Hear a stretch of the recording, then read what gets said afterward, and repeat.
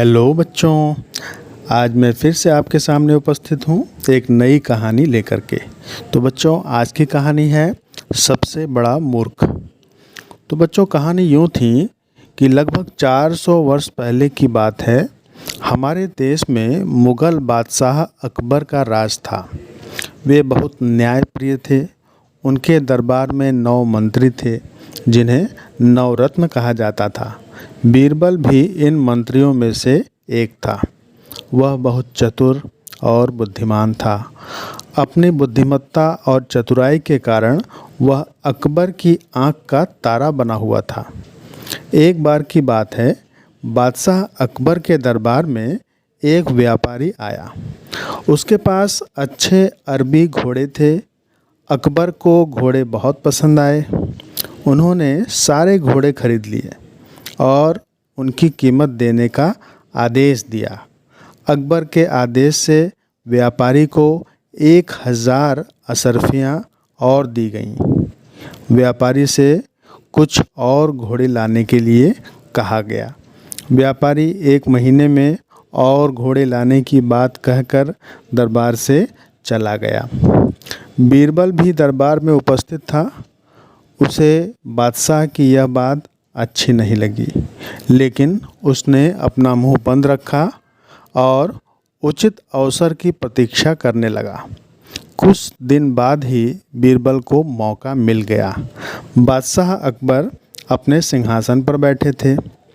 तो बादशाह अकबर ने पूछा, बीरबल, तुम जानते हो दुनिया में सबसे बड़ा मूर्ख कौन है?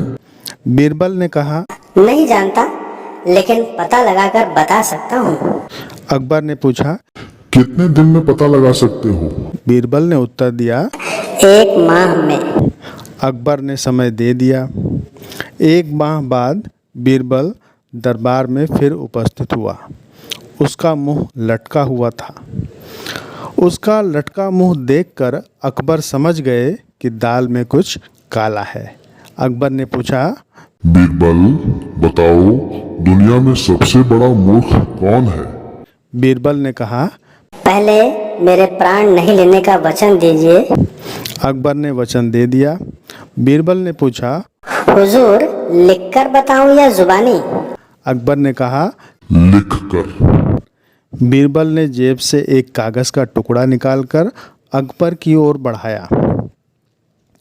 कागज़ को पढ़ते ही अकबर की आंखों से अंगारे बरसने लगे। उन्होंने बीरबल की ओर देखा। बीरबल मंद मंद मुस्कुरा रहा था। उसकी इस हरकत ने आग में घी का काम किया। अकबर को क्रोध आ गया। अकबर ने कड़क आवाज़ में पूछा, इसका कोई प्रमाण?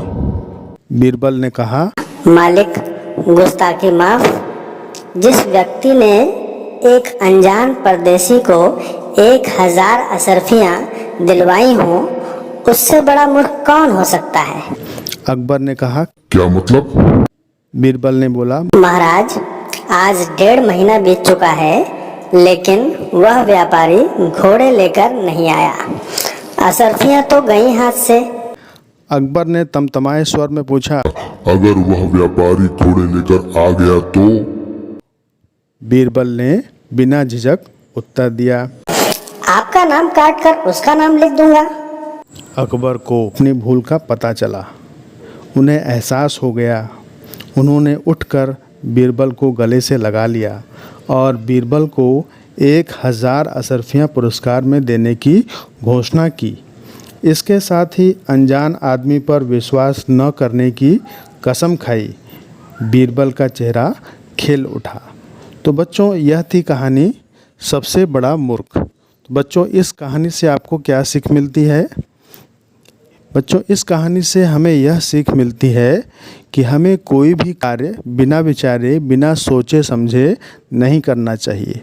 जब भी हम कोई कार्य करें तो बहुत सोच समझ के करना चाहिए, या हमें उसकी समझ ना हो तो अपने बड़ों से सलाह और परामर्श ज़रूर लेना चाहिए।